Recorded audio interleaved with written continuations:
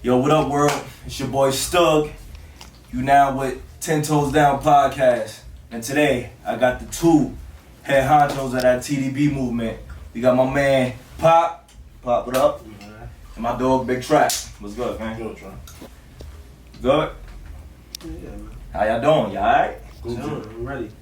He look like he don't want to be on camera. I ain't gonna front. You don't want to do this shit? No, I'm good. You good? Alright, cool, man. I need some enthusiasm. Facts. So like I said, man, TDB, y'all made noise this summer. I've been hearing about y'all for years. I grew up with you. You like family, nigga. Right. So it's good seeing you in the limelight. You doing your thing, you making merch, but it's more than just merch. Like I said, you got a movement. This shit is like a fucking record label. Would you consider it that? Yeah, you could say that. You could say that. Better yet. We cover a little bit of everything. All right, so why don't you explain what it is that you do? Go ahead. Either one of y'all. Well, as far as like me per se, I would say that. Well, we can't even say me because we all together. So we say we studio owners. My man on the farm. Okay. We got two separate artists and two separate companies. Okay. Obviously, we sell merchandise. Yep. We work with my other man, Chief 10K. Okay. Shout out to Chief. On the visual aspect. So he do like a lot of multimedia stuff. So this is different stuff we got our hands in. All right, so that's just like a little snippet of exactly what you guys are. So I want to just talk about how you two came together. You know, because y'all more than just friends. You kind of explained to me like y'all business partners. So describe how that all started. Well, as far as like me and Big Trap, I would say I moved, because you know where I lived at when I grew up. I lived on 127 Rockaway. Yeah. So I moved from 127 Rockaway to 165 in Fox, 2001 or 2002. But he was already living there. So for those who don't know, he got me by what, 4 years? He owed me by 4 years. Okay. So he wasn't even like in my bracket as far as like, if I'm fucking 10, he's already 14, 15. Exactly. So long story short, like, you know how this shit go. You move to a new neighborhood, you meet everybody from the oldest to the youngest. But I knew it for years though. But when we started really kind of like ending up in the same shit was when I started hitting high school and like, cause you know once you get out of high school, you all the same age. Y'all the same age. That's a fact. Right. It don't matter what age you is. You hanging with niggas that's done did 10 years. You was hanging with 40-year-old niggas, different shit like that. So, you know, we just was congregating. But so it's me. I'm 32. Jazzy, I think about 34. That's my other man. Okay. And then he 36. All right. So Jazzy's kind of like the liaison for me and him. Oh, that's like Jazzy, the middleman. That's like Jazzy best friend growing up. Okay. So. All right. Shout out to Jazz. You You know know, what I'm the Lincoln Yard. Yes, sir. So tell me, like, being that it's a little bit of an age difference, what did you see in them? Like, did y'all hit it off right away, or was it like, damn, like I don't know, he might not be on shit? Like, I mean, for me, it's like it's easy for me to just like see who got hunger, who got drive, who got a little intelligence. Okay. You know what I mean? It's also easy for me to like say, I bet I'ma just fuck with this individual and just like help them get to where they need to go. Okay. All right. Coming up, I always took care of my siblings, you know what I'm saying? Okay. So it's like easy for me to just give, you know what I mean? So I seen that in PO, like, see he was hungry, see he was like active with certain shit. Like, alright, fuck it, I'm gonna fuck with him. Alright, so You know what I mean? it seems like that's like a little bit of your upbringing. Are you like the oldest of your siblings? Like, what do you Second, call I'm the second oldest, All right, yeah. but that's pretty much I'm the close only to- boy though. Oh, okay, so that's a Yeah. huge difference. So it's a lot of responsibility. Yeah, So facts. you meet him Pop, and you, like you said, you see certain things that he's into. He's making moves. You see the hunger. Like, what was the first thing that you saw? That was like, yo, I could fuck with this nigga. Consistency.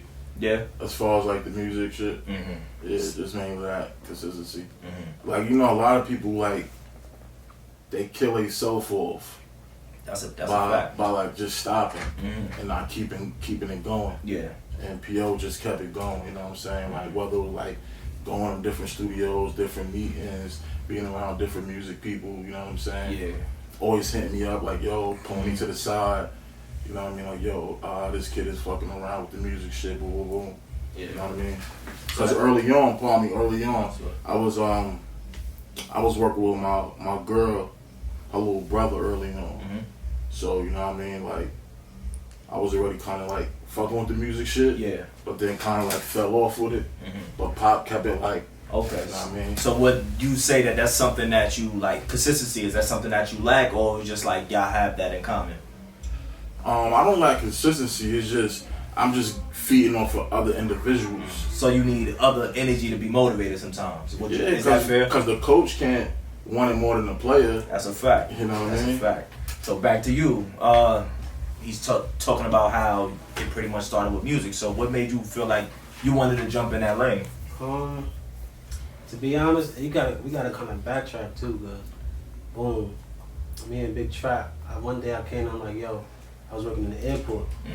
Long story short, there's some niggas making like $200-300 a day, like just lifting bags. Yeah. So I'm telling this nigga like, yo, you can go get some money, nigga. You feel me?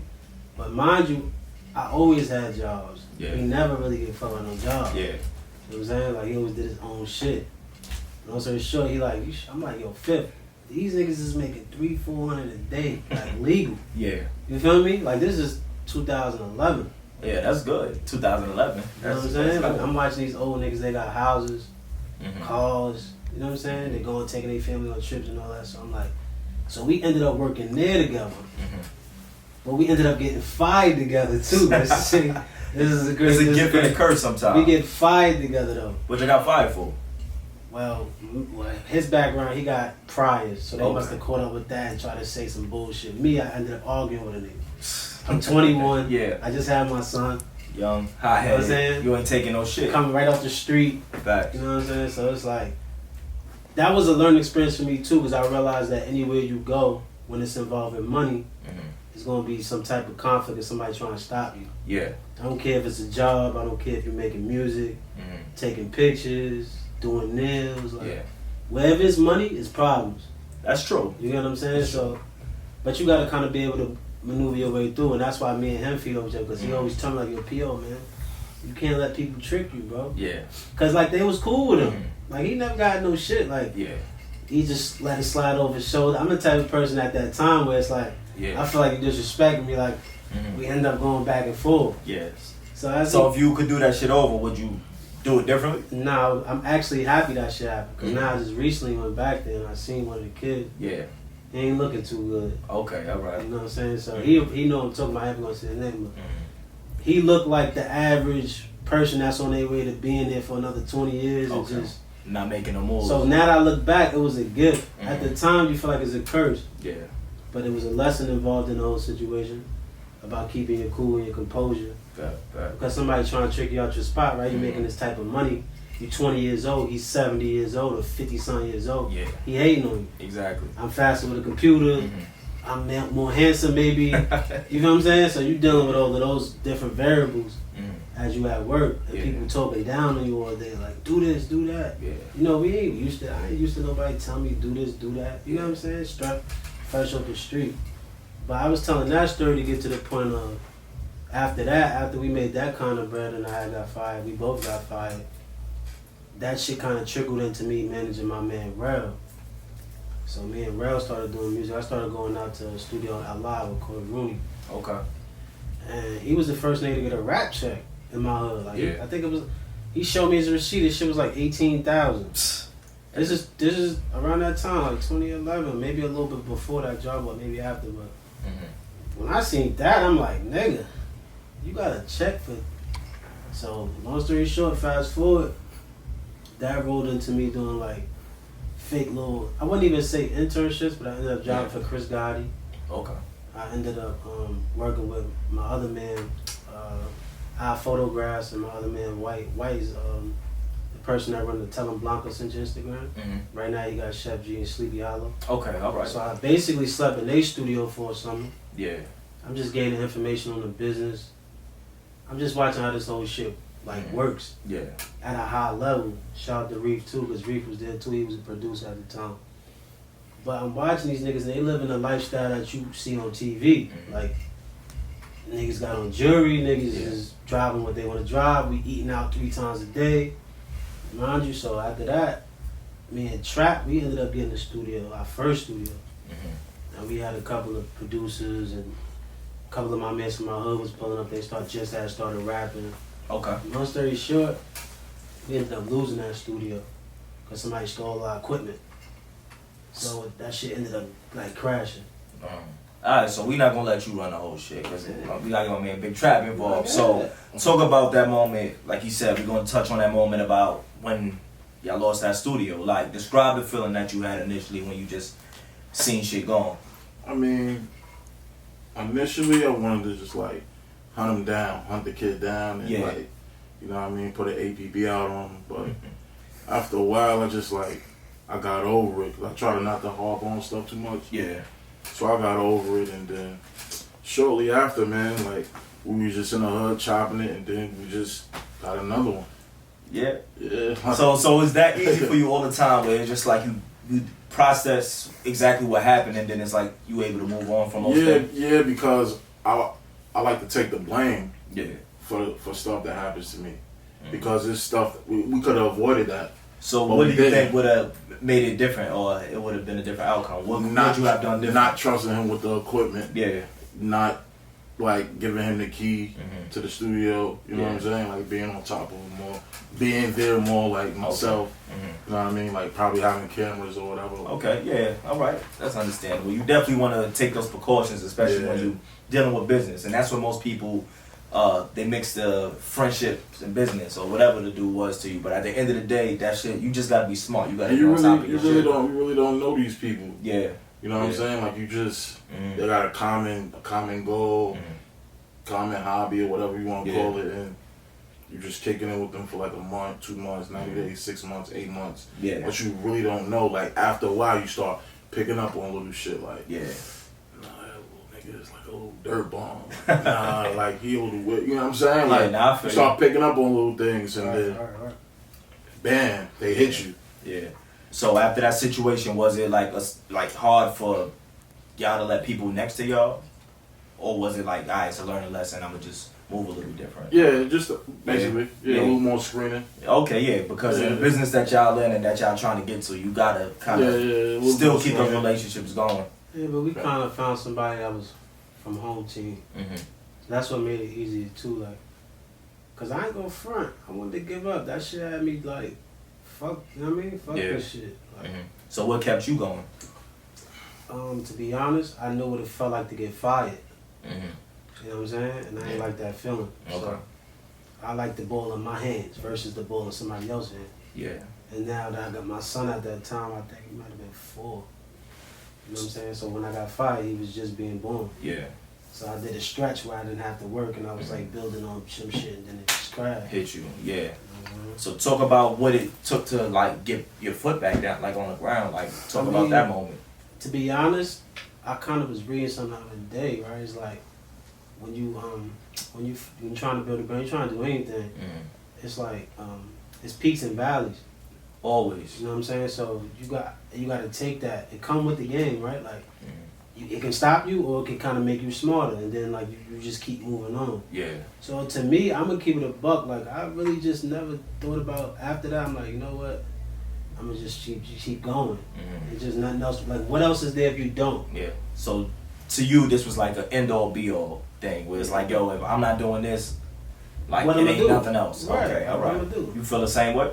Yeah. Yeah. I mean, I just try to not like nothing stop me. You know what I'm saying? Like that was just one little bump in the road. Yeah. Let's figure it out. Keep it going. Okay, that makes sense. So was it always like a money motivated thing that got y'all into music, or do y'all actually like love music?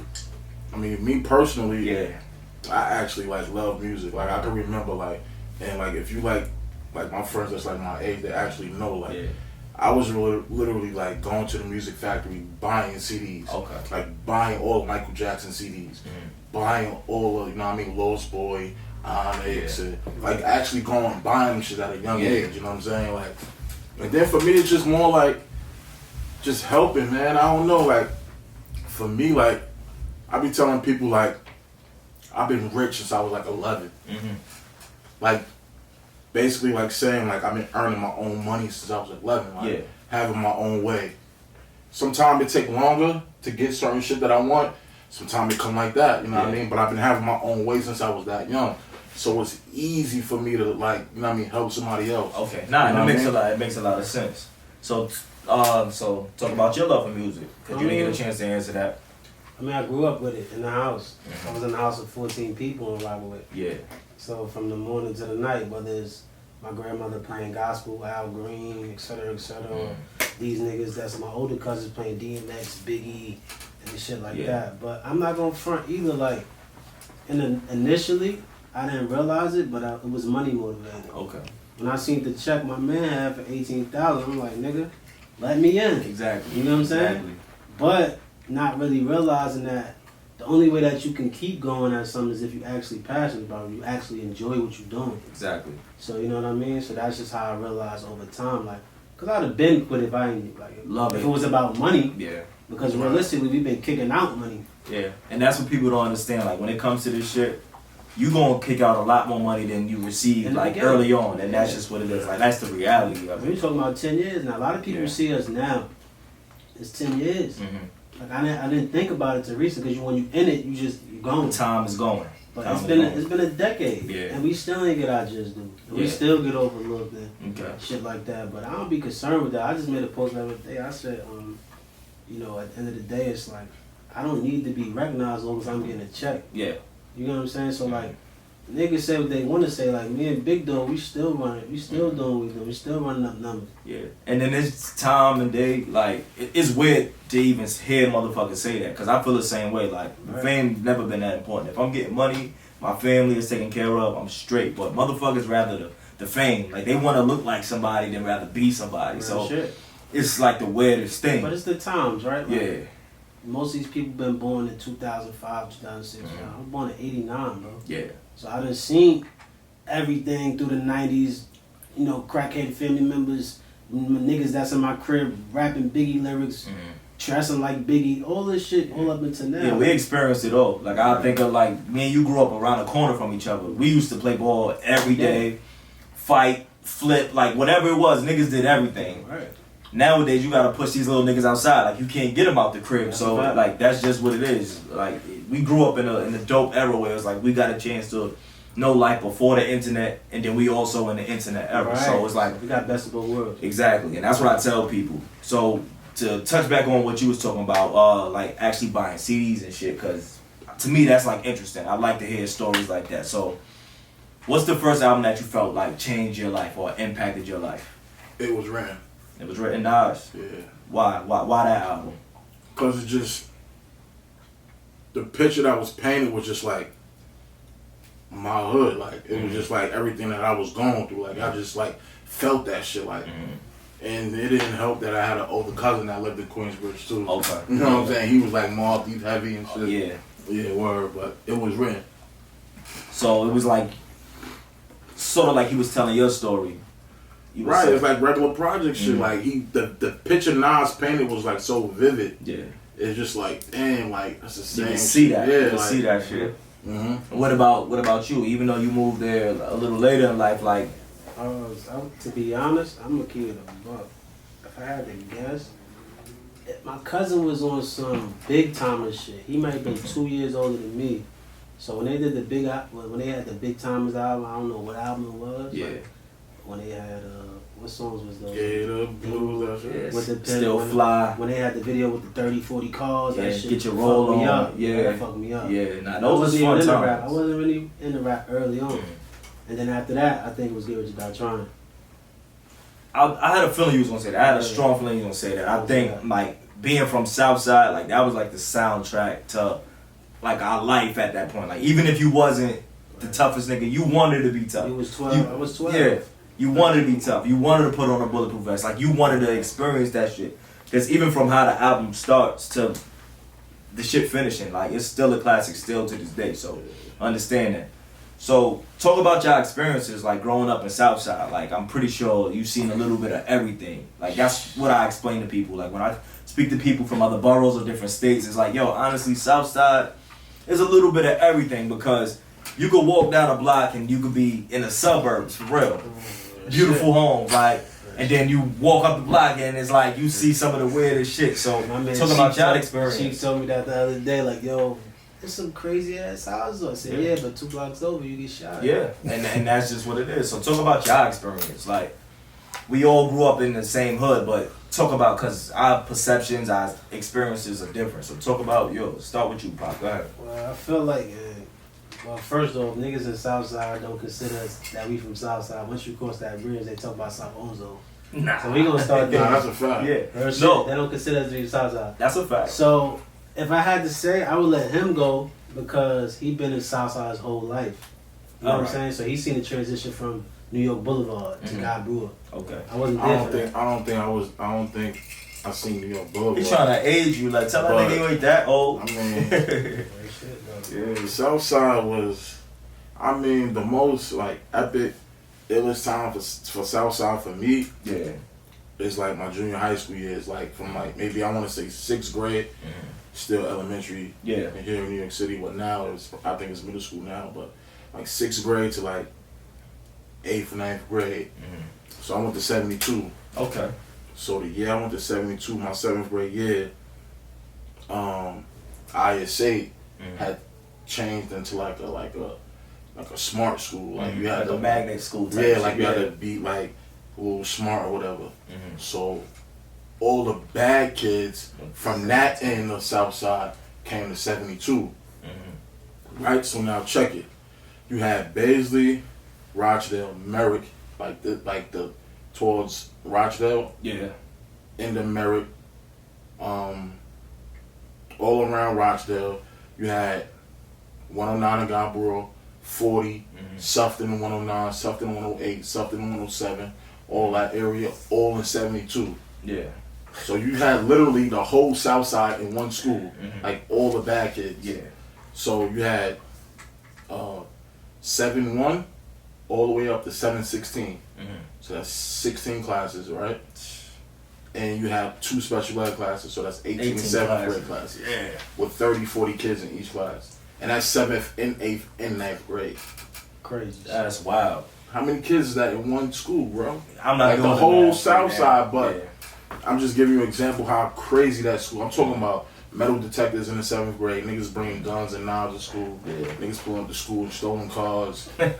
Like, I'm talking about crazy shit. Like, so now that you older, like, see it, like, could you even just go back to that feeling that you felt just being in school and like you said, every hood from Southside, all the worst niggas, all the worst niggas from Southside, like the smart kids in ISA and that little magnet shit, but that was crazy. Yeah. Like, wow. Did it fuck you up mentally?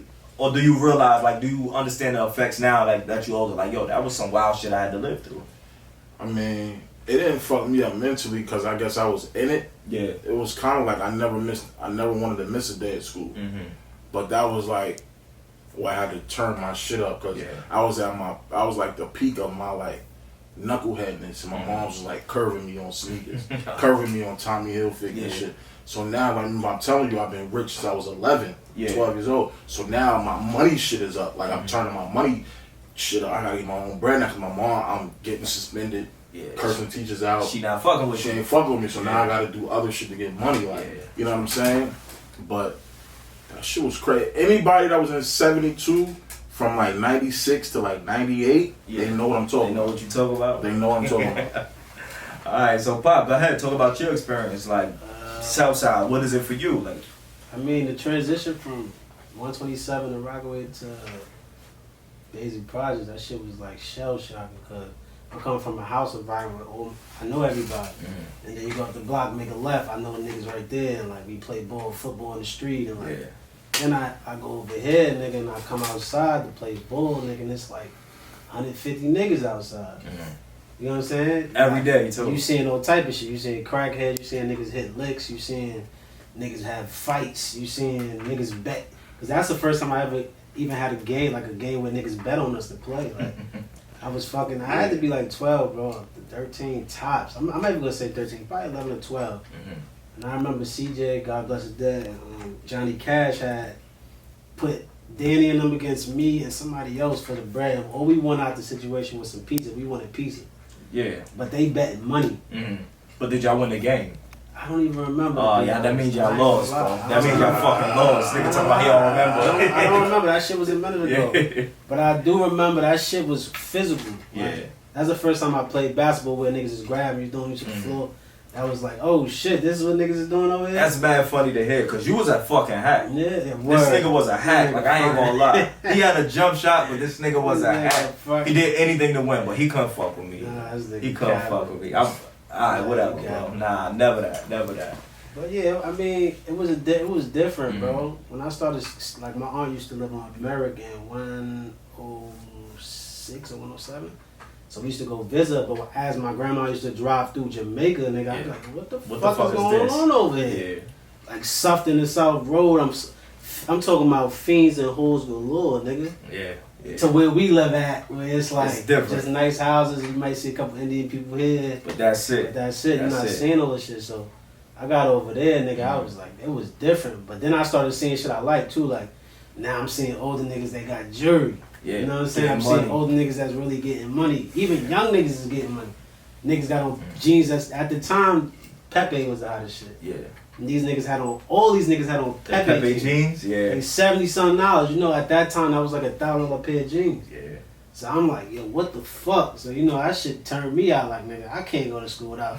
But I'm chilling with the niggas that's lit, but they not even in school no more. Like, this niggas not even going to class, you like, fuck it. These niggas is just chilling on the corner as I'm going to school. But I'm on the bus going to high school freshman year, and all my mans is on the corner fresh as death just chilling. Yeah. So I'm like, nah, I gotta do something, bro. So do y'all feel like growing up in like Baisley, do y'all feel as if the age lines are like blurred? Of course. Because it's like you said, it's niggas your age. All the way. That shit's not even going to school, but they doing the same shit that the older niggas in the hood is doing. It's hard to even it's hard to even like school a young nigga or like put him on a game because like you're saying, like the age barrier, the age difference is like blurred. Like, yeah. They don't even look at you like you like because they chilling with you. Yeah. They in your vicinity all day. They chopping with you about shit. This, chicks, that. A lot of these little niggas is young enough to be my kids, bro. Yeah. You know what I'm saying? But they not even trying to hear nothing I got to say. Yeah. And that shit is kind of fucked up because I done did and been through a bunch of shit that they doing and trying to do or whatever the case may be. And it's like, yo, I do it this way. Think about it this way. Yo, you know what I mean? And you can't even pull a coat because it's like, yo, all in one. And see, and the constant thing that I'm hearing most of the time you speak is you really want to help. Like, you really want to make a difference. So it's like, do you feel like growing up in Southside, like, we had limited resources and, like, limited opportunities? Because that's something that, like, I always wish Southside had. Like, I feel like when it come to Queens, I ain't going to say we the worst. But like I said, it's blurred because they got the suburbs and the hood. And I always felt like we would have a little bit more, like, resources in our area. Okay, so for me, I think as the years went on, it got worse. But when I was coming up, like we played baseball, we had the little league, the Baisley Park, we had the basketball tournaments, like always traveling to play basketball, traveling to play baseball. We was actually like, we had the community center, we was actually doing shit. You know what I'm saying? Like, I don't know if like the funding and all that got taken away or like the older people, the older adults that was like in charge of that stuff was like aged out, and like it's new older people that gotta come in and like, but they don't really care as much, you know what I'm saying? But for me personally, like my age group, we had shit we was doing, you know what I mean? Like my girl be saying the same shit. They like the same age. She said the same shit because she from there too. Okay, like we had shit. Like I ain't gonna lie, like my whole project, like me and all my friends, we played on one baseball team. Yeah, right. We all played for the A's. Like it's like 15 of us, and we won championships like 10 out of 11 years straight. That's wild. Nah, word. Like the Yankees and yo, that shit was lit. Like I look forward to that shit every year. Like baseball. All my mans, like that's a little older than us, I thought they was going to the league, to the major leagues. Like that's how nice niggas was going, like playing like in the All-Star game. Some niggas play high school baseball. Like I thought I was gonna be like a good. I'm left-handed. I can pitch. I could play left field. I could play first base. I'm big, so I was always hitting home runs. Like word. Like I thought it was lit. Like nah, that's dope. Like when you come out your crib, you probably come out your crib. the apartment across the hall from me, and you see that line down the hall, like that crack line. Yeah. And it's like different, like, you know what I mean? It fuck you up, like. Okay, nah. It makes sense, and that's what I'm saying. So, is that something that you feel like you would like to bring back to the community? Yeah, it's needed, man. But once again, like, a lot of the kids are so far gone, man. It's just like, I'm not gonna say it's like at a point of no return. It's just like hard to get through to them, man. I don't know if you just like gotta like, your head ain't gonna stack or something like that. Like, you know what I mean? Like, that's what they respect. It, right? Yeah, it's just so like, it ain't just about like fun anymore. Like, you know what I mean? Like, yeah, they definitely took the fun out of a lot of shit, just regular shit that we grew up with, even in our young 20s, like our early 20s. Like, shit just was different. Like, these little niggas, they worried about foreigners. Like, we was good with a hoopty. I remember when me and you was in Queensboro, and you got your license and shit, and nigga got his car. Niggas was happy. It wasn't the best car in the world. We was just watching all the Chinese niggas pull up in foreigners and shit like that. So, it's definitely a lot different. They got access to more shit, though. They got access to see shit that, you know, they got access to see the end result. Yeah. The money, the girls, the strip clubs throwing money, travel. Like, you can literally go on your phone and see every place in the world. Yeah, that's true. And the shit will tell you the location, the hotel, everything. Yeah. So people just want shit. People really don't want to work. And that's also like the culture with social media, because it's like, we only knew who was in our neighborhoods and who we went to school with. You could be from New York and have a motherfucker that you just cool with in Cali, and y'all never even shook hands before, but because of play video. Exactly, like there's just so many ways to interact with motherfuckers from anywhere in the world. So like you said, we just growing up in different times where they have access to everything and they get to visually see things. Like a lot of shit I never knew that I can do because I just didn't see it on a day to day. Like for my mom's, her thing was she was a CO. She used to be like, yo, you gonna be a CO too? But that's all I knew. My whole family is COs and shit like that. So I was like, yo, you don't even think that there's nothing else possible until you get older. Then you be like, wow, I don't even want to do that shit. You feel me? So that's really what like how shit just ended up for me. Like I didn't know what the fuck I was gonna do. I just knew I wasn't gonna be no CO. Like that was my thing. I was like, I'm not doing that shit. Bro. I'm not doing that shit. So we're gonna take a break right here. We're gonna pull up, get something to drink, something, but we're gonna get back to it. 10 toes down.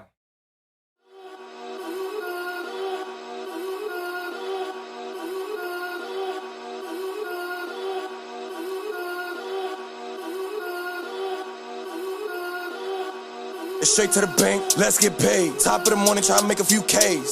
Don't hit me up if it ain't about bank. In the trap, tell my guests don't turn on the sink. Yeah, on a mission, wipe down all ATMs.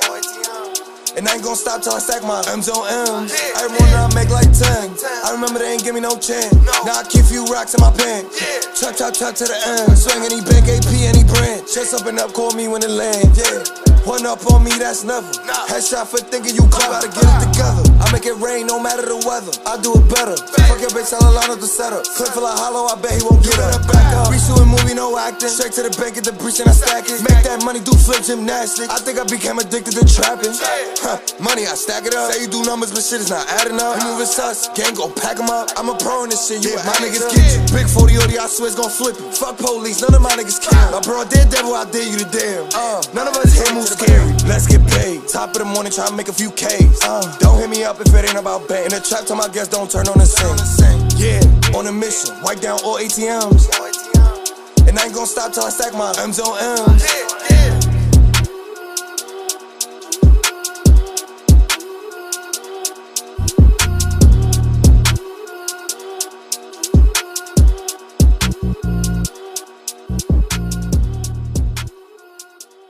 Welcome back.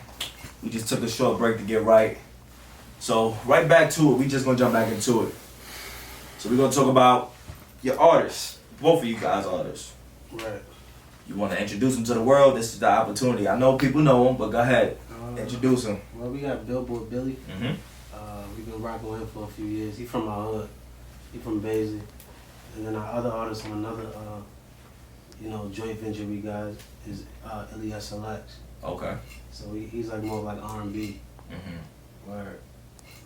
So you feel like when it comes to the music, like we were speaking about, like during the breaking shit, do you ever feel like it's a conflict of what the artist puts out opposed to maybe what you feel morally? Nah, because at the end of the day, the artist is in control of how they feel and what they create. I really don't have no creative control over it. I could just give them my opinion. Yeah. But at the end of the day, it really comes down to the artist. Like, we a team at the end of the day. Like, I will never let him put himself or us in a position where we jeopardize for some shit he's saying. Yeah. Because, you know, we still running the business at the end of the day. But for the most part, he always send us the music before it come out. And he asks us what we think and shit like that. So that's how we go. As far as SLX, we just go to the studio with him. It's a different vibe with him. Like, with an R&B artist. Right? Yeah, because he's got somebody recording him. Like, Billy records himself. He's like this nigga's an engineer. Like, he really get crazy. Like, he be recording other niggas. And he put a lot of time and hours into that. So he's more of a, you know, a self-sufficient person where, as versus Jans, it's like, you gotta find the perfect engineer because you're talking about singing. Yeah. You know what I mean? Like, I personally think Billy could record him, but, you know, he's cool with where he been going. He enjoys where he been going, so that's just how that works. But nah, at the end of the day, they make what they want. Yeah, I'm gonna tell them if I feel like it's whack or I feel like it's hot. I'm a person, I don't really have no in-between when it comes to songs. Like, it's either fire or it's not. No, it's not. Because if you got the in-between, it's just like, alright, it could be good, it can be. But sometimes that shit kick me in the ass too, because I'm 32. Okay. Nigga 22, 23. So it's like y'all not really into the same shit. Yeah, sometimes he feel like it's an age barrier. Sometimes I'm telling niggas most of the time, if it's fire, the world gonna love it. Whatever age, I'm pretty sure any hit record on Billboard Top 100 have all age brackets that like the song. Yeah. You don't necessarily have to do with how old you are. Okay. I like Uzi Vert songs. Yeah. You know what I'm saying? I like Lil Durk songs, and I'm pretty sure there's 12, 13-year-olds that like the same niggas. You know what I'm saying? So I try to tell them that, but at the same time, it's just like, it is what it is. Okay, all right. So, like, what is it in an artist that you need to see before you actually, like, feel like you want to invest your time and energy into them? Well, to me, it's just hunger. Yeah. Like you said earlier, piggyback on what he said, like, I can't want it more for you than you want it for yourself. So that's why we kind of, I don't even like attention, and neither do he. Yeah. I'm pretty sure. Like, so at the end of the day, a lot of times I play the cut until it's time for me to step up and do what need to be done when he hit me up. But if you ain't working on your own if I gotta sit here with you every single day, I got a million things going on. So do he. Yeah. Like, all I want you to do is just send me what's going on. Then from there, whatever you need me to do, let's You get it do done. what you need to do. Okay. Right. I'll push certain buttons. He push certain buttons, and just make sure you pushing your buttons. Okay. All right. So to the bank. Where your hat at, bro? Yeah. Where your hat? They all sold out. They all sold out. I actually sold one off my head. Like, Yeah. yo, I take that one. Like, word. I actually sold one. You can't see what they Yeah, got. nah, exactly. Nah, that's what's up though. So talk about it. To the bank. The merch is, like I said, all summer I've been seeing it. You've been getting it out the fucking trunk. To the bank, self-explanatory. Everybody want to get to the bank. That's a fact. You know what I mean? That's From a fact. a kid to an adult. You know what I mean? Yeah. So that's basically it. So like I said, you've been getting out the trunk all summer. I seen everybody pull up, cop. That shit became like a landmark over the summer. Like, they just know where to find you. They know where to cop up, whether the shirts, like, and the thing is, it's not, like, I'm not saying this because you my mans. Right. I'll tell you if some shit is trash. I'll tell you, like, nah, I ain't feeling this. And I want you to. You drop some fire. Like, I ain't gonna, you drop fire. And I'm happy to see that shit. So talk about creating, like, clothes. Because, for one, a lot of people try it, and they fail terribly. And not because they, you know, it's not possible to make the clothes, but motherfuckers just don't have the sense of style. Right. So talk about the thought process behind creating it and also knowing, like, alright, I'm gonna create this and I know niggas gonna fuck with it. Like, where did you get that confidence from? Well, to be honest, I just look at it like this. Would I wear this? Would I purchase this? And if I would purchase it, how much would I want to purchase it for? What would I be comfortable spending on this, what I'm looking at? Yeah. Then I start getting into, like, how I feel on me. Yeah. Cause I'm big on that. Like, I want some shit. If I'm gonna pay for it, I want to keep it for a while. Yeah. I want to get my money's worth. Like, I understand certain T-shirts you wear it. It's a Never tee. see it again. I wear Ralphie tees all the time and throw them out and just end up somewhere. You know what I'm saying? But when I'm personally creating something or thinking about selling something to somebody, I'm hard. You know what I mean? I'm hard on myself. And then me and him go back and forth all day. I'll send him 42 pictures. Yeah. And he might like 4. and I'll be like, yo, I agree with you, or maybe we might not agree, and then we end up in the middle somewhere. But at the same time, we hard on ourselves when it comes to this shit. So what happens when y'all disagree? Like you say, y'all meet in the middle, but what's that process like? Because y'all partners, it's not like one person is valuable than the other. So like, how does that usually go? Is it like we ask a third person, or well, it's three of us. So Billy's also owners, if y'all didn't know. Billy's an owner. Oh, okay. He's an artist and an owner. Yeah. So let me make that understood. Okay, all right. So it's a 3-step process between all three of us. Because he's the artist, he's basically like the face of it, all right. You know what I'm saying? So he gotta like it. All right. But at the same time, when we come to a conflict, me and him, we learned, and this has come from us doing shit for years now, right? Like, you study long, you study wrong. Like, we gotta make a decision. What it's gonna be? We're gonna rock with it, and then we're gonna roll with it. If we not, let's not right now. If we are, let's go right now. Yeah. If it's wrong, we deal with it down the line. Okay, all right. You know what I'm saying? I try not to, but we try not to be like too much, I don't know if I'm saying it right, but not like all the way wrong. Like, you know what I'm saying? Like, trying to like minimize that, big fella. Like, try to minimize your mistakes as much as possible. You know what I'm saying? Or minimize the losses as much as possible. Okay, so you know that makes sense. All right, I get it. So it's like, if you're not gonna take a big loss on some shit, it's like, yo, let's just move with it. It gotta make sense. Like, the move gotta make sense. All right, bet. So now, like I said, it was something, and I'll let you know. Ever since I found this shit out about you, I'm like, yo, this is one of the illest things that I probably ever seen. Like, just a nigga from my neighborhood do. You got into farming. Yeah. So talk about how, like, the mindset that led you even to want to go in that direction. So for one, it's just like it's the kind of the same mentality that we have with TDB, like having our own studio, able to record, our artists able to record whenever we want to record, partnering with our, you know what I mean, our photographer, the multimedia dude, Chief, having our own cameraman. All that is kind of like self-sufficient. So agriculture give you that ability to just not depend on nobody. You see what we're going through with the pandemic and shit like that. You know what I mean? Like, think about it like this. If the world going to an uproar, you can have all the cryptocurrency in the world, you have all the stocks in the world, all the gold in the world, all the cash in the world. Yeah. Where you directing that money towards? Food and shelter, that's it. You know what I'm saying? Guns. So, and guns, you know what I mean? But check about it with guns though. You can have only 100 bullets. After your 100 bullets is up, then what? Okay. You lack of ammunition. You can have all the guns in the world, but if you don't have no ammo, you know what I mean? What good is the gun? Right. So long story short, I really got into farming. It's just like, it was like a bunch of different like shit happening at the same time, simultaneously. You know what I mean? Like, I was boxing and shit. I was an amateur boxer and shit like that. I went to the Golden Gloves. I fought in the Barclays Center and shit. So my trainer was just basically like, yo, you can't eat this, you can't eat that. Stay away from this, stay away from that. I'm just like, damn, what can I eat? You know what I'm saying? Like, I'm a big nigga. Like, I'm from the projects, but you know what I'm saying? My mom's cooked every day, bro. You know what I'm saying? I'm talking about 4-course meals, never missed a meal. Like, Thanksgiving, like every day. Type shit, dessert, all type of crazy shit. So I'm a big nigga, I want to eat, you know what I'm saying? So it's like, you can't eat this, you can't eat that. So I'm like, damn. Food coloring is I'm like, word, all that. I'm like, nah, what if I got my own food where I could just make sure that the shit I'm eating is like, you know what I mean? Fire. Yeah. Word.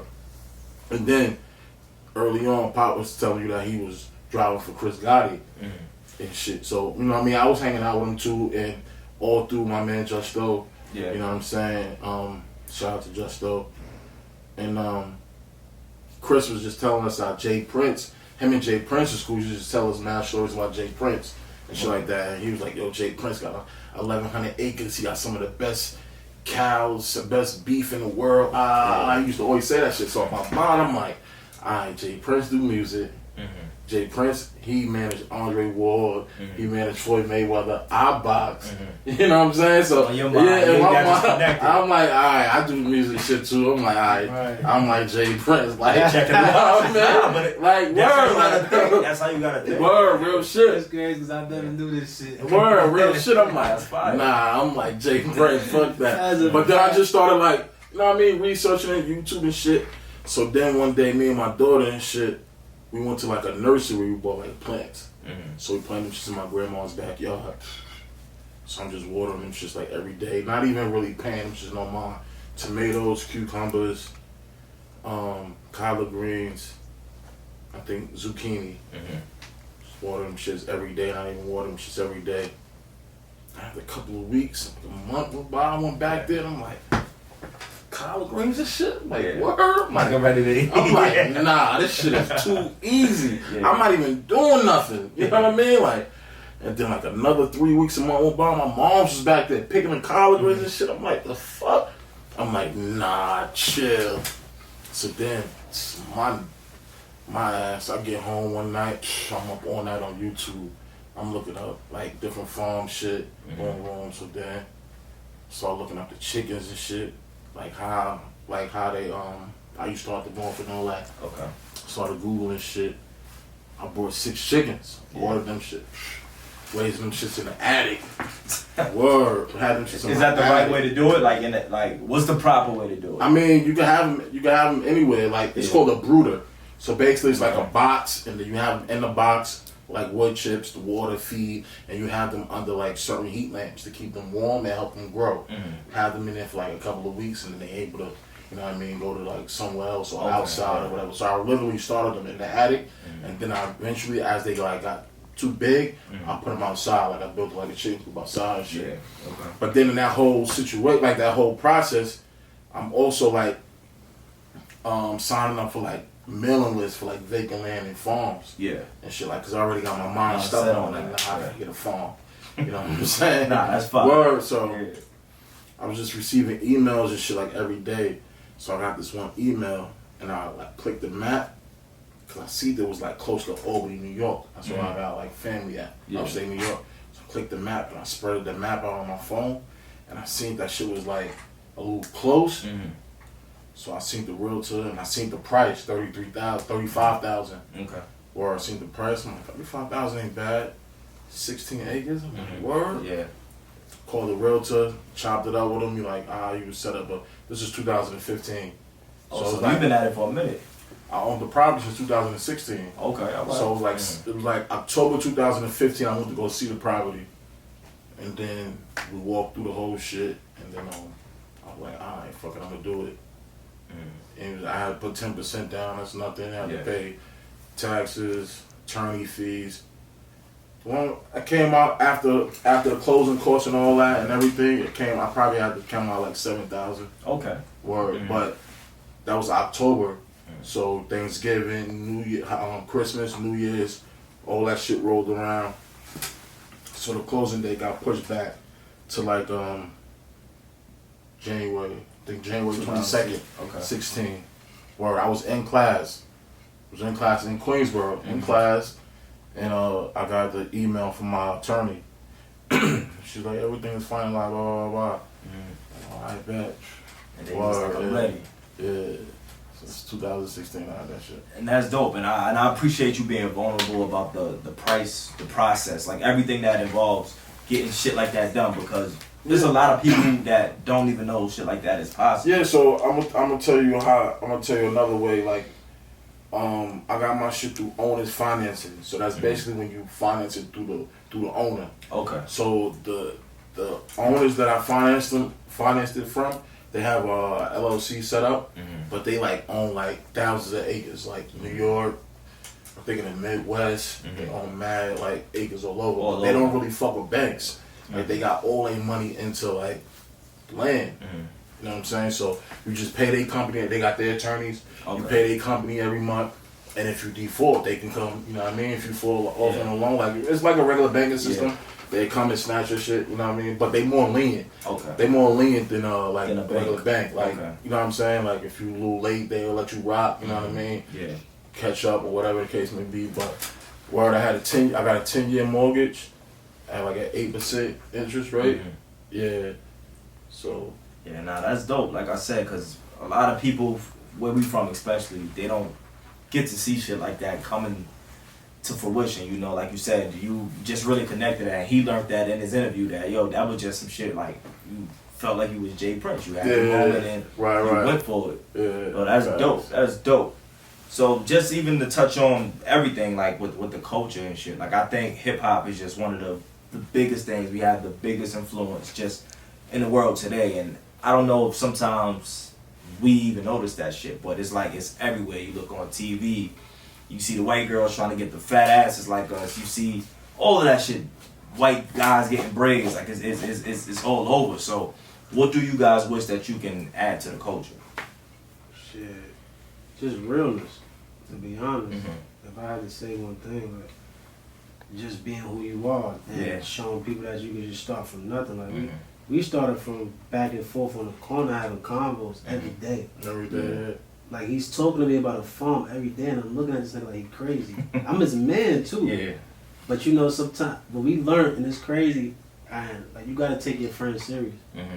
So a lot of people don't realize that. Like if he come to me about something, I don't even think twice about it no more. Yeah. In the beginning, I go, this motherfucker crazy. Yeah. This nigga talking about a farm and chickens. You know what I'm saying? This had to be 10, 12 years ago. Yeah. But we on the corner every day. Yo, PO man, we gotta do something. We gotta get out of here. It's a fact, big dog. We gotta get out of here. We gotta do something. Fuck it, we gonna do music shit. Fuck it, that shit didn't work out. We going back in. Let's go back in. You know what I'm saying? And then, nigga, before you know it, the wheels is turning. Like, time is passing, but the wheels is turning. As long as the wheels is turning, you be fine. Yeah, as long as you making progress. I Right. always tell people that. Sorry to cut you off, but like P.O. said, like, you gotta take your friends serious. I think, I don't know if it was Waka or Gucci. One of them had an interview. I think it was Gucci. And he was basically saying, like, Waka came to him and said that he wanted to rap. Yeah. And that night, he put him on stage. Shit. He took him dead serious. Yeah. His But little Waka- man, you know what I mean? But took him dead serious. Yeah. Put him on stage that night, you know what I'm saying? That's epic. Like, Look at him now. yeah, it's like take your man, like, nigga, like, all right, you want to be a boss? You want to be a leader? You want to be a CEO? You dead ass? All right, let's go. Yeah. And a lot of times, friends take each other for granted because it's like, yo, you know you always going to be there. So it's like, we don't even look past, like, who they are. Or you don't think too about close to their the light. dreams. I think people just be too close to the light. Explain that. Like, I'm not even beeping out home, but like niggas don't really know who they around. Like nigga got 16 acres. Yeah. He take care of his whole family.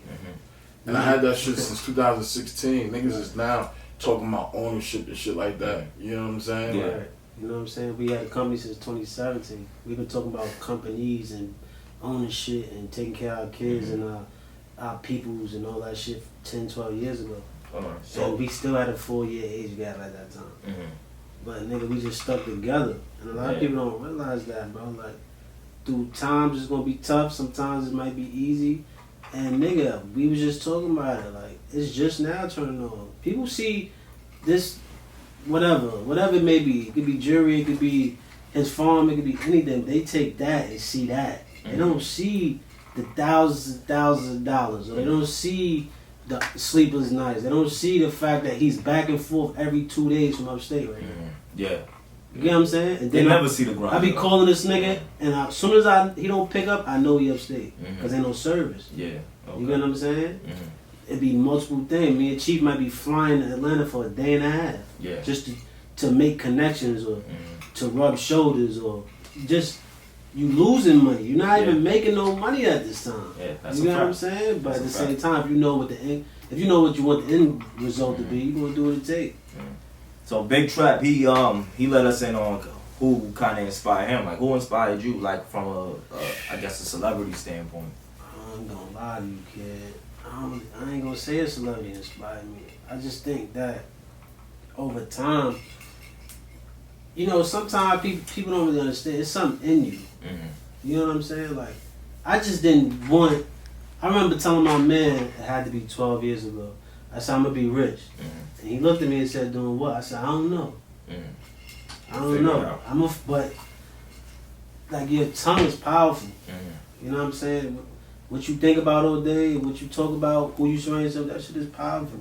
Yeah. You know what I'm saying? So I can't really say a specific person, but like. Yeah, I ain't gonna say it's a specific person. Inspired me as well, like, cause I still got a lot of like older homies in my hood that inspired me, like right. How they dress, how they talk, how they like one of my mans, right? I call them Coogee socks. Yeah. So right now in this day and age, we wearing Balenciaga socks, Gucci socks. When I was a little nigga, when I was coming up, it was Coogee socks. They was $120. My son was wearing them every day, different pairs. Yeah. So now, he a little older, you know what I mean? He got a regular gig or whatever, you know what I mean? Like Pop said, it's like valleys and peaks, you know what I'm saying? You know what I mean? He in that mode where it's like he just on some work and shit, but he had his time. He had the LS, he had the GS, he had the 5 wagon, the BMW 5 wagon, you know what I mean? Like Coogie's every day, Iceberg every day. Yeah. You know what I'm saying? He inspired me, bro. Like, he getting fresh every day. I'm talking about the J's that we wearing now, the Bugs Bunnies, the 7s. He coming through with them shits, his pants like rolled up, the Coogee socks. Yeah. You know what I'm saying? Wave spinning. The Lazarus. Yeah. You know what I mean? You know what I mean? And not only him, there's a couple of other, you know what I mean, cats in my hood getting money, getting crazy flea like that. You know what I mean? They was like inspiration for me, you know what I mean? Because like I'm a little old, you know what I'm saying? But well, I'm glad you touched on fashion because that's something that I wanted to touch on. Like, what do you think is the best like era of fashion? Like, cause you went back, you touched on the Coogee era, but that might not even be your favorite. So, you go first. Describe your favorite era of fashion. I'm gonna keep it all the way funky. I remember my cousin, right? He hooked my grandma's down. My cousin Papa, his mom's died, so my grandma was to take care of him and his sister. And that nigga hooked it down for, it was like an Averex. She couldn't afford the Averex. He ended up with a No Face. But mind you, they had every sneaker known to man at this time. Then she bought them the reversible Tommy Hilfiger jackets, the multicolor shits. And I'm just like, what the fuck? Like, the reflector on it. They was $188. I'm like, yo, bro, these niggas is sick. And you know, at that time, $188 was like $500-600. She bought 2 of them shits. Yeah. And the nigga had the Dennis Rodman's. His sister had the up tempos. I used to wear her sneakers and shit. Cause she's a female, she's doing my side. Okay, alright. So I used to steal her shit. She used to catch me and fuck me up for wearing shit. But like, I would say like the late night, like 95 to 2000, yo, it was crazy. Yeah. Like, you know what I'm saying? Maybe early 2001, 2002. Like, I don't remember when my grandma sold out. I think they sold it 05, 04. But that era, bro, Tommy Hilfiger, Nautica, No Face, Averex, nigga, that's even. I think that was prior to Vanson. Yeah. Keep it a buck. Yeah. Pele's and shit, like, that shit was crazy, bro. Niggas wearing their pants down, they got the Tommy Hilfiger boxers showing. Yeah, all like, that. They was on a whole different level, bro. But now I feel like it's everybody got access to see everybody. At that time, nigga, you ain't see a nigga till he came out. Yeah, and that's what it was. You had to be outside. You know what I'm saying? Like a nigga, like you say, he see the nigga come out Coogee socks. $120 in the 90s. In the 90s. That shit'll fuck you up. And only niggas my age or a little older know what I'm talking about. Like, Coogee socks, bro, like 120. Yeah. Like, that shit was like 120 for socks, bro. Like, crazy, bro. Like, I ain't gonna lie. Like, Tommy, in my day, like, it was like, coming up, it was like Carhartt, Tommy Hilfiger, Polo. Like, me and one of my mans, we used to pack bags, like, in the summertime. So what we would do was, like, all the money we'd make today, we'd buy him a shirt. I'm always the type of nigga, I let a nigga go first. Yeah. Like, you gonna go first, like, boom. So today, I'll make $30, he'll make $25, $30. We put the money together, go to the mall, buy him a Tommy Hilfiger shirt. Yeah. The next day, your turn. My turn. Like, that's what we was doing, that type of shit. Like, crazy shit. Like, that shit had but that's creative, bro. That shit build character. Like you said, you being resourceful. Like, you don't even recognize that. And it carried you, like, I'm sure to your life, like, you still probably had that same mindset with just improvising and, compromising and sacrificing. Like, all that shit is important. All that shit is important. So that's how you gonna lead if you don't know how to, you know what I mean? Like, go on a mission. Yeah. You know what I'm saying? Like, that's a fact. Oh shit. I mean, some people are born with it in them. Some people was like created. You know what I'm saying? Like, some is like a mixture of both, but gotta be able to, you know what I mean? I never even thought about this shit, right? He's what you said, the second oldest? Yeah. I don't got no brothers and sisters. Yeah. You know what I'm saying? Yeah. So our relationship is kind of like brothers. Like, you know what I'm saying? You got any brothers, Fit? Nah. You don't got no brothers. You know what I'm saying? So my pops got daughters and shit. Yeah. You don't I know mean, them. I know them, but I don't know them. They don't have a relationship. I met them when I was 26. Yeah. You know what I'm saying? Every nigga I link with outside, you know what I'm saying? Like, I fuck with heavy, end up being like my brother. Yeah. Cause I always wish I had like a real brother, you know what I'm saying? Like, and you feel the same way? You feel like he the brother you never had? Because we on the same time. Like, it's crazy because it's like, if I had a brother, he would be 2-3 years older. Yeah. You know what I'm saying? Or 2-3 years younger. Younger than you. You know what I'm saying? Mm-hmm. But yeah, nigga, because we get along. And we know how to, like, I don't know, it's like a yin and a yang because when we talk about shit, I'm the one that's like, I'm fast and I'm just like, yo, let's do this. And he like, yo, P.O., you sure that makes sense? Like, he's the reason. You know what I'm saying? But sometimes I be on to some shit too. Yeah. And he be like, alright, fuck it, let's do it. You know what I'm saying? But it's the balance. It's there. You know what I'm saying? But you see it in your dynamic. Like you right. more flashy, I would say. Even though you don't like the spotlight, but if I had to compare you to, you definitely would be more flashy. You know, outspoken and shit like that. So that's what's up. But it's dope when you can bring two different dynamics and make it work. And like you said, y'all partners and y'all. The wheels are turning. Y'all got this shit moving. So that's what's up. That's what's up. So let's talk about fucking verses. Y'all fuck with verses? Yeah, keeping up with it. Y'all fucking with it? Who y'all think had the best verses? That I watched? Yeah. Me personally, I watched the Gucci Mane Gigi shit in Atlanta with a bunch of Atlanta niggas. And then I watched the Dipset versus the Lock shit in New York. The funniest one to me was the Jadakiss Fab shit. No, Jada Wild on Fab. Yeah, but it was funny because he was Jada having Wild a good time with him. You know what I'm saying? Yeah. Like, he outclassed him. Like, he was trying to be cool and he just was being funny. And he drunk. Yeah. But to be honest, the most entertaining, it might be a tie between Gucci Mane and Jeezy and Dipset versus the Locks for me. Yeah? Yeah. What about for you? It might be just the Dipset and the Locks. Yeah, nah, that shit is probably gonna go down in history. That's gonna be a hard one to top. I always tell people that, like, especially being from New York, I think I'm a little bit biased when it comes to that shit because it's like, I witnessed both of them, like, at the peak of their careers. Like, when D-Block was running shit and when Dipset had this shit going crazy. So, I stepped into it feeling like Dipset was going to dominate. Like, honestly, I ain't gonna front. I didn't think Jada and them had a chance. I ain't gonna lie. I was going with the Locks all the way because I'm heavy on the Locks. I gotta start betting niggas on that shit because niggas are always I was going for them the whole time. I want to start betting niggas early. Alright, look, shout out to Black Dawn. That's my we gonna be fly funny and them niggas just came out there on some hood shit. Thug them. You know what I'm saying? Thug them. So, and just Jada by herself, I personally think Jada he could have held it down dolly. Nah, I'm not gonna lie. He's the Mike Jordan of verses. Like, it's looking like it. I think Jada got another one of them. Yeah, and I want to see if he do somebody else. Nah. So who would you want to see Jada face now? Shit. Because only person I think that I ain't gonna say it might sound crazy, but I think 50, bro. 50. They both had diss records for each other. Jada got a lot of hits when Dipset say he had no female record, he started playing Mariah Carey and Mary J. Blige. He started going crazy. But you think he got another 20? Yeah, I think he got. I don't think it's can fuck with 50. To beat 50, that's what I'm saying. I think he got another 20. He would have to get back he would have to pull a couple of them songs back out. Nah, I think he could get at somebody like.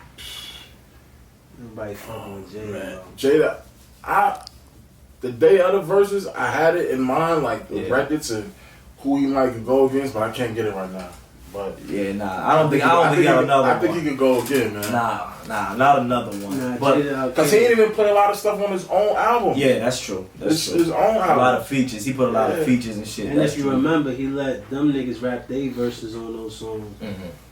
What was this shit that he let him rap? Reservoir Dog. He didn't even rap his verses. Yeah. He didn't let rap his verses on those. Yeah, that's true. You know what I'm saying? So, but that shit, it got spooky. After I seen the first two songs, I said, oh, it's lit. Yeah, the energy was different.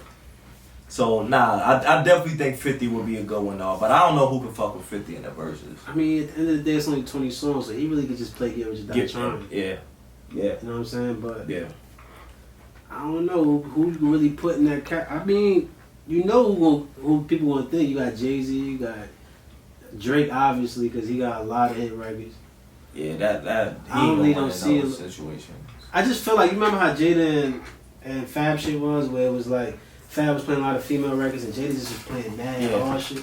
That's why I don't even think niggas like Drake could get him, or like, cause he got a lot of hits. But when you hear "What Up, Blood," when you hear certain songs, it's super impactful. Crazy, Yeah, it's too impactful. Yeah, you know what I'm saying. And that's what I tell niggas, cause people think that Usher can't beat Chris Brown. And I'm I think Usher would smoke Chris Brown, and I don't even think it'd be close. Confessions alone. Yo, and I'm saying it. So when it happened, motherfuckers know that I meant that shit. Chris Brown said he ain't fucking with that shit. He said fuck version. That's fine, but he just can't be Usher. Cause you gotta think about it, nigga. Usher had shit that was impactful to us. My Way, Confessions, Throwback. Like, it's so much that but niggas. Chris Brown had a longer run, bro. But those songs don't hit the same. That's like Mary and Beyonce. Mary was smoke Beyonce. Smoke her. You going too far now. Smoke, bro. Wait, too far. You go too far. You know what it is? Mary's a better performer. Alright, so we gonna do she's a better entertainer to me, cause she just do whatever she feel. Alright, so let me ask you. Alright, so we gonna do like a mini, like a 3-song verses right now. A 3-song verses. You choose 3 Beyonce songs. I'm gonna choose 3 Mary songs. Damn. What's that shit she had? You a bad girl and your friends bad too. What's that song? That's that shit with yeah. We like to party. Alright, that's hard. That's a banger. I'm gonna go Real Love.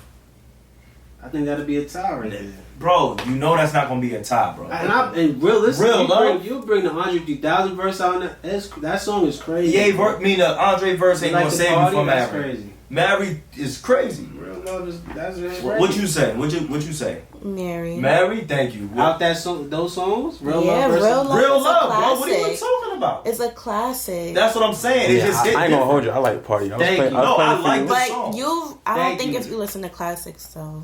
She's trying to play How? you in the club? Because if you know classics, you know Real Love is Real a Love is classic, a and classic, it's bro. out It is a the classic. water. Are you Alright, so go ahead. kidding me? Say your next Beyonce song. It Nigga. might be crazy. Say your next Beyonce song.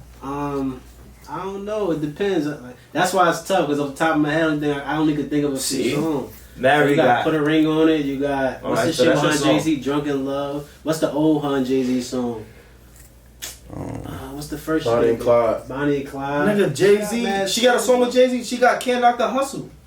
Mary J. Blige. Yeah, that's a fact. Then nigga, all I gotta do is, and then the last song will kill you. I Can't Love You.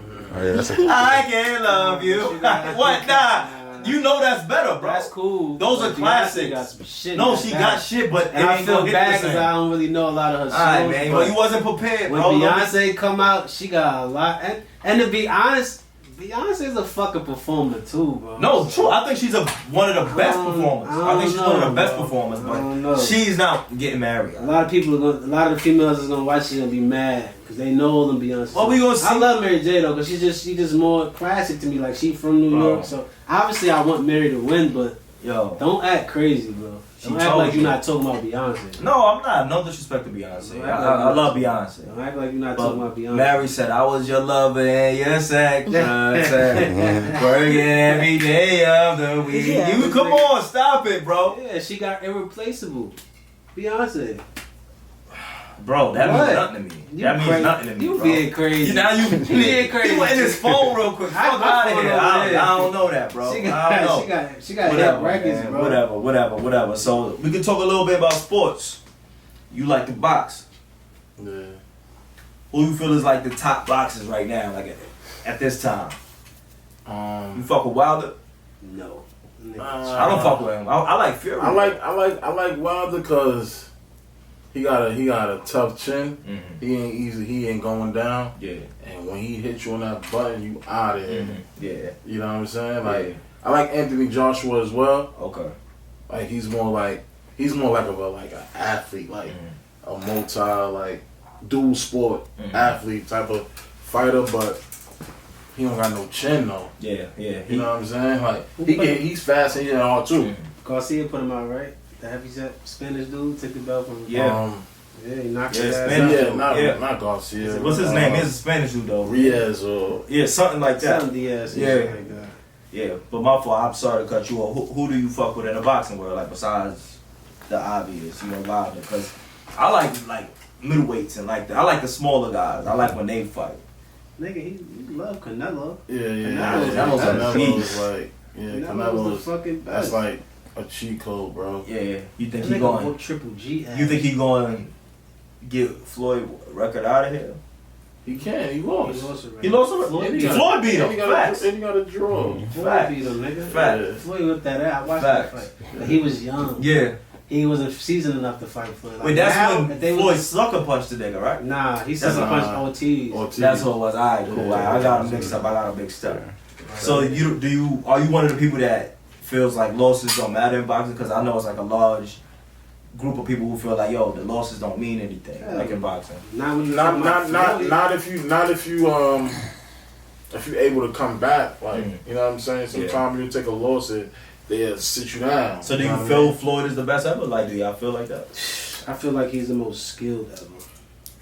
I would say that. Floyd is a beast, bro. I would say, yeah, he's definitely in that conversation though. Some people say like being that he ain't take a loss, like you really can't you can't judge him because he doesn't have a bounce back, a comeback. You know what I'm saying? But he might just be God's gift, like the only one. But a lot of people say he chooses his fights. Like they be like, yo, no. No, go ahead. He went to every class and took every belt. He beat Canelo ass. He beat Sugar Shane Mosley. He beat Zab Zuda. He beat Pac-Man.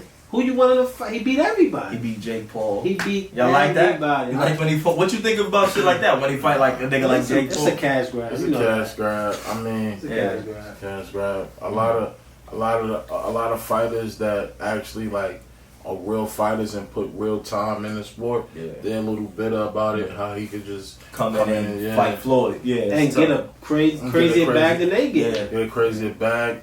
But I mean, like I said, it's business, bro. Back to it, like social media is that powerful. Where it's like a nigga who just is famous from one thing, come in and cross over to another sport. Twisted. That nigga box. Mm-hmm.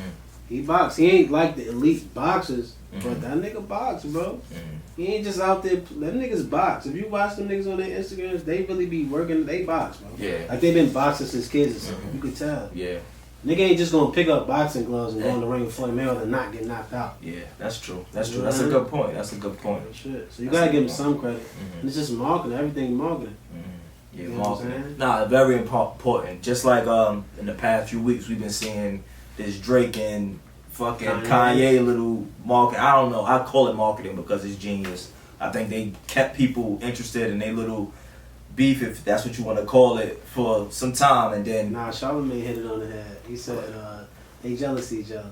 Like Drake looking at it like he ain't have a Kanye run. As much as people want to say Kanye got 5, he named 5 classic albums back to back. Yeah, that's what I tell people. And he said Drake, niggas can argue that he don't got a classic album. He doesn't. Drake? He doesn't have a classic. Niggas can argue that. He doesn't. But he basically saying that Ye hated because when it's time for Drake to come through, he got all the captions, he getting all the love, he's doing sold out tours. Like he is what you would call #1 right now when it comes to rap. See, it's tough because I tell people, like when it comes to Ye and Drake, it's like Ye showed you what he could do once he just focused on music. Like you said, he create classic after classic.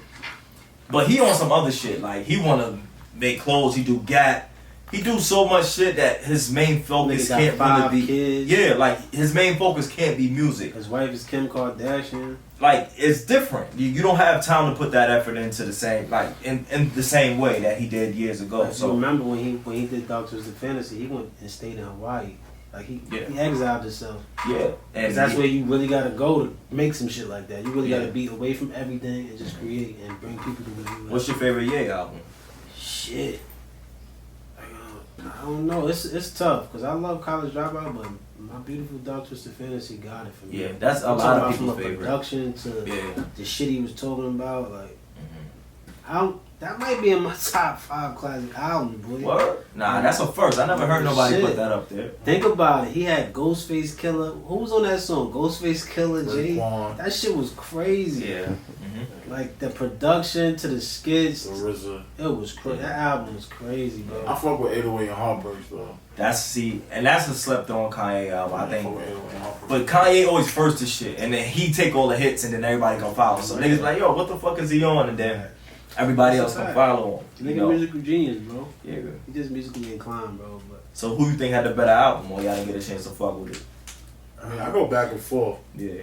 Yeah, I go back and forth. It's kind of tough for me to just like listen to either one of their albums straight through. Yeah. But I feel like Drake, he makes like music for so many different Demographics. yeah, so many genres. It's like it's gonna be like 3 or 4 fire joints that I fuck with, and then he might go on his reggae shit. Yeah, you know what I mean? I fuck with Drake. My only issue with him is that he don't challenge himself. It's like, dog, you keep making the same music over and over again. Like, we already know you can make music with Future.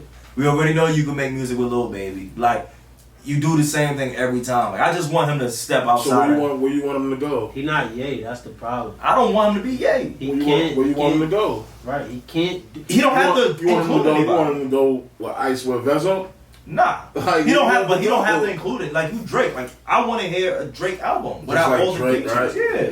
right? Yeah, like just beat nigga. You could Nigga, sing. he gave you nothing was the same. That shit didn't have a lot of features. It did it. It did That it. shit was fire. I like. And I think Views that's a the lot, though. closest thing that he To a got to a classic? classic. Yeah, people say that, but I think Views is crazy. Views is Views is that hard. nothing was the same from intro to end. Yeah. Crazy. I ain't He the gonna only lie. nigga that could get a J feature anytime he drop. Like, dog, we heard you and Jay rap a bunch of times. I just want to hear it Nah, straight. you can't front because him and Ross is the only nigga. Him, Ross, And that's Ye. another part. That's what I'm Him, saying. Ross, and Ye They is do the niggas same that thing. Put that cola and get a Jay-Z. Yeah, they do, but they all do the same thing. And Jay been giving like subpar verses anyway. I ain't Get away with murder, bro. I've been telling niggas that for the last 2 weeks, bro. Like the last 5 verses is a Billy 1 and Billy 2. Yeah. And Peekaboo. Nah. And Jay the niggas GOAT is- though. And Jay niggas, the GOAT, and though. niggas is throwing their hands in there and talking about Jay the GOAT. fire. Shout out to Fleet Step too, man. Me and this nigga argue every day, bro, about this shit, bro. But where do you rank Jay? Like all time? Shit, he definitely top 3. He not one. I don't know, man. Depending on what you're Niggas talking bugging. about. Because you know, niggas have different arguments. Niggas might say, he ain't sell as much as this one. Like, Drake got more hit records. Or Drake still had a longer run. Like, you gotta... Wait, niggas is talking about Drake as a number He in the one. conversation. Why can't he not be? Answer that question. Why can he not be? Yeah. It's too many things against him. He Right. had ghostwriting. Ghostwriting is a Music is collaborative. You asking me why? I'm just telling you. I'm giving you a response to what no, you're saying. You cannot. Music is a collaborative thing. I get that. I You snatch understand. Guru away, and you snatch Just Blaze away, and you snatch fucking Pharrell, and you snatch a Nas sample, and you snatch Mary J. Blige. What is a Jay-Z No, song? it's a difference, my nigga. We Think said about it. No. Pay attention. Just No, pay I attention. get it. Music Don't is get collaborative. finessed, bro. I'm not being finessed. What I I'm get saying it. is, listen. Have you ever been able to go on the internet, the radio, anything, and hear a reference track of what Jay-Z rapped? What you not understand? All right. Now my point. Nah, is, answer my question first. my point is this: Answer my question Jay-Z first. is a rapper. Okay. Drake is not a rapper. He can rap and do everything that you can think of. Mm-hmm. So obviously, if it's some type of melody or something that might sound better, and he using it for what's the shit he did with Rihanna, and it's like a West Indian song. Oh, work. Work. Yeah. Like, Yeah. nigga, like what you was like. But we wasn't talking about that. We was talking about rap. We was talking about him being a better rapper, number one. Jay is To the me, number one rapper. If you saying just strictly rap, Yeah. that's gonna be tough because then I gotta put Nas in it because Nas rap better to me. To me, No. I'm just saying. And No. I might be biased. I'm from Queens. No. Real shit. I'm from Queens too, but no. Nas a better rapper. Nah. If you talking about rap, nigga rap Nah. backwards. Nigga rap. He rapped the whole song backwards. Nah. If you talking about rap, if you talking about songs and albums, yeah, Jay-Z's better. Got him beat because he Could- has Just Blaze beats. He has Swiss beats. You don't think Nas has the same? No, access to him? if you go to Nas albums, he niggas still be using Primo. But that's And niggas like yo. that. Anybody will want to work with Nas. Like he could have any of those But producers. that's what I'm trying to tell you. Like, Think about it. When he did this, what was the album when he did? Was it Stillmatic? The shit he did was Hate Me Now Stillmatic? Nah, that's on Nostradamus. Nostradamus. Like when he worked with Diddy, you seen what came out of it? Nigga, that was fucking 20 years ago. I'm just saying, if he chose to go that route, nigga doing albums with Damian Marley, I'm bugging. Yeah. Like he on a different wavelength. That's what I'm saying. You talking about rap Alright, so just tell me your top 3 rap. artists of all time? Yeah. Nigga, I can't. It's 3 is not enough. 5, I could go 5. Alright, if you No wanna go order. 5. Nah, they don't gotta be no order. Just your top 5. Nas is in there. All right. Hov is in there. I ain't gonna lie, I miss Biggie. Like I heard certain songs and all of that, but I ain't really was a soul. Alright. I fuck with his albums though, no disrespect. But 50 to me gotta be in there. This nigga bugging. Go ahead. Kanye Alright. 4. and Drake. Damn. That's me. That's how I feel about it. I gotta respect it. What about you, Big Trap? Gotta go with Nas. Gotta go with Jay. Gotta go with Jada. That was another one I forgot about. You wanted to put Drake in there so bad. Nah, I'm gonna take. Nigga was fit. He wasn't feeling to put Drake in real there. shit. I'm taking 50 out and putting Jada in. I'm gonna really say kept Nas. Drake. I'm gonna say Jay. No order. Nas, Alright. Jay, Jada.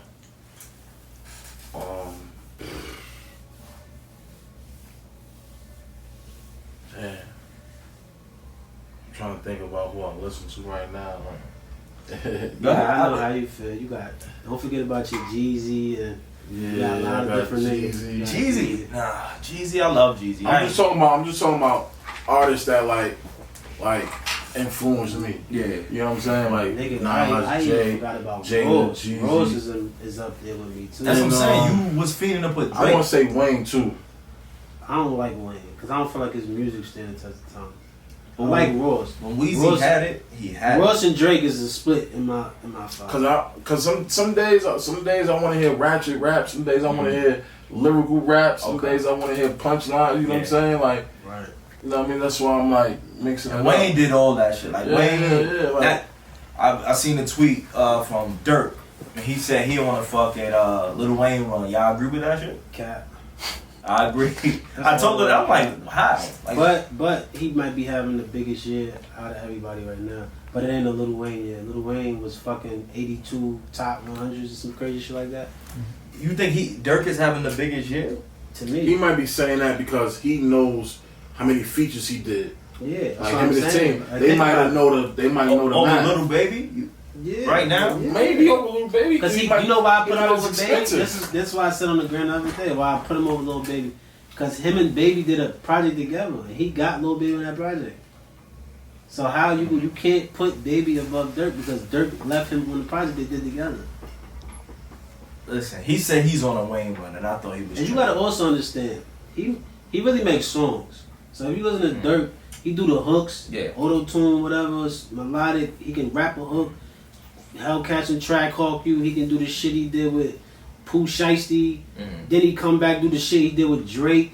Yeah, He I all forgot over the about place, that. bro. Yeah. Like I don't forgot about that. underestimate that nigga. He ain't lying. And that's why you saying that. He 'cause he done touched everything. Yeah, he that's know true. he know That's he true. did. Like Lil Baby, we know he's a bigger artist. He's more popular, if you ask me. But outside of that, he can't. That Dirk is on some shit right now. Like if he was to drop an album, it should be coming like in a month. That would be smart. It makes the most sense, yeah, because everything. After that this he did, run, yeah. nigga, he did every feature and went crazy.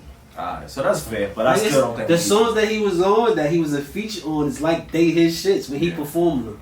The Pooh Shiesty song, when he performed that verse, you would think it's his It's song. his song. That's a fact. That's When a you fact. listen to the project with him and Baby, it's not even close. Baby is a rapping ass nigga though. Don't get it fucked up. All right. That nigga get busy. All right. Yeah, he get I don't agree with niggas when they be talking that shit. Yeah. Only certain Southern niggas can rap to me. I'm not going front. Who? Down South niggas, Ross, Wayne. I don't consider Ross a down south nigga. I ain't Where's gonna lie. Florida? I still don't consider him. Bro, down- go ahead. Bro, You he niggas rap got like rules a- for every He rap flow. like an up top nigga, boy. We can't help Yeah, that. because he's He- influenced. But if you remember, he was on that run with Puff Daddy. Puff Daddy was managing him at one time. So he gave. But he made good music before. Nah, it Linkin wasn't Park. the shit he started making after. Alright. He got busy in the beginning. So the Southern, this is no particular order. So it's Ross, T.I. Fuck no. T.I. can rap. T.I. not better than Baby right now. I ain't gonna lie to you. No, I mean A rapper. Baby got that nigga beat. I would listen to a Baby verse before I listen to a T.I. verse any fucking day. Nah, you being What we talking about? You being My Life, disrespectful. My Entertainment. I know all that. Why are you talking about that? Rubber You Band Rubber Man? Band Man. No, that shit is whack. We talking about That shit was what? Little Baby is a fucking beast, bro. All right. Like I didn't like him. I did like him in the beginning early though, but when he started getting out, I stopped liking him. But when you go to listen to them verses, Wait, all right. So T.I., no particular order. Southern rappers: Ross, T.I., Jeezy, 3 Stacks, and my 5th one, Scarface. You just chatting, bro. That's what I said. You don't fuck with Face? You don't fuck with Face? Nigga, I'm talking about all time. I'm not talking about right now. I know I don't fuck with Scarface. Why you don't fuck with Face? Cause I never listened to his music, bro. I'm talking about for me. Alright, for you, that's cool for you. You an older dude. You an older dude and you don't fuck with Scarface? Nah.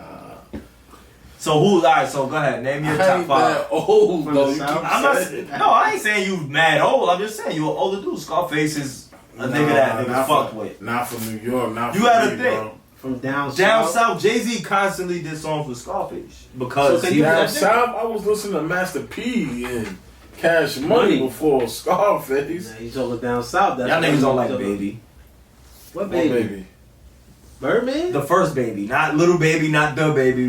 Birdman, Birdman? baby. Yeah. Wow. Fuck with the bird. You stupid. Y'all niggas is lying. This nigga, I swear to everything I Niggas is love. lying. What's that shit he did? I go to my title right now, nigga. You gonna Bird see is nice. like father, like son Cause right you now. rapping shit that Album. you And probably Leather So Soft and that's it. Oh Nah, the my bird God. has That's it. verses. Y'all niggas ain't wear The no Birdman, loves. Y'all had loves? fly in any weather. Y'all had loves? Alligator seats with the head in the Look, inside. I was just that's the second album on my what's name. I was just listening to that, bro. Y'all niggas is Playing terrible. with the bird, bro. That's terrible. Ross, Like father, like you son. gotta put just the whole Cash Money, Ross. The whole Cash Money. I'm gonna give 3 Stacks is a demon. I'm gonna give you 3 Stacks. Alright.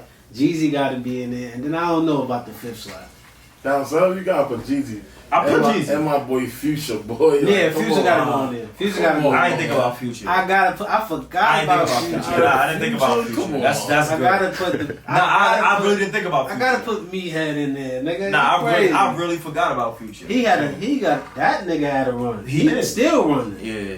Nah, that's true. That's true. He's still running. That nigga said we was in a laundromat all day. When he said that, we was fucked up. Cause we was in a laundromat all day.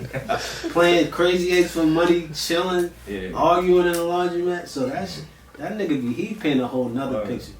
But I know how he get when he want to make money. He starts just doing mad features with man. But when he start that mixtape shit, He go off. he be saying some crazy He shit. go off. Bro.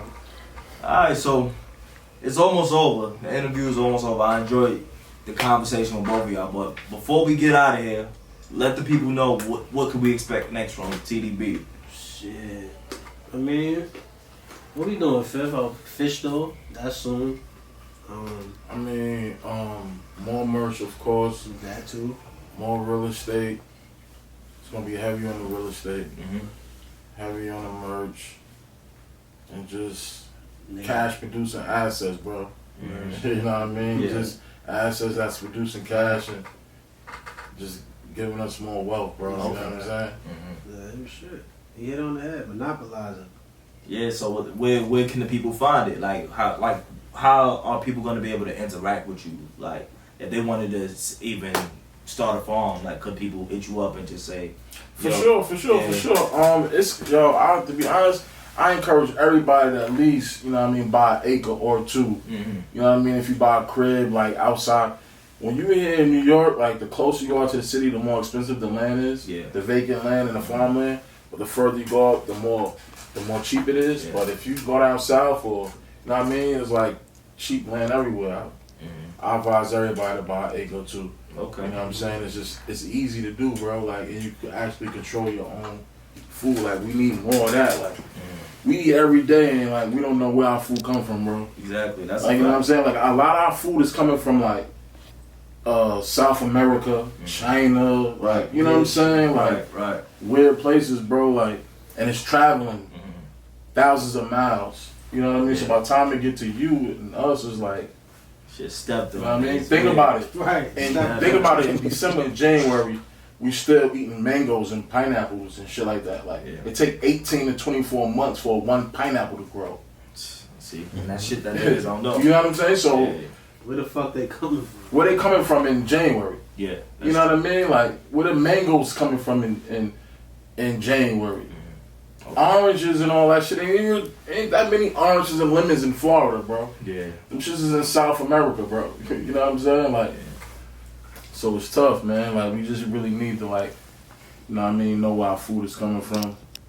You know what I mean? It's just like where my properties at, bro, like, everybody, not even on a large scale, but everybody crib has some type of agriculture connected to it. Yeah. Whether it's like a half an acre garden, whether it's 10 cows, whether it's 100 chickens, whether it's 50 lambs, you know what I'm saying? Like, they make it a priority. They doing it, and they actually work like regular jobs, but they still homesteading in some type of form or fashion. That's dope. You know what I mean? And I think that we need to get towards that. Word. But I appreciate both of y'all taking your time. I know it's late. This nigga look like he about to pass out before the sleep. I'm up, man. Yeah, right, nigga. Y'all nigga, you done. But like I said, I appreciate y'all taking your time to come fuck with me, fuck with the platform. Y'all being vulnerable and sharing some of your secrets and the things that y'all into. We probably gonna need to do a part 2 sometime soon. Yeah, you know, probably like 5 months. Yeah. See where y'all niggas is at. You know, see what y'all got cooking up. But you know, like I said, I'm glad to have y'all on here. It's 10 toes down. We out of here.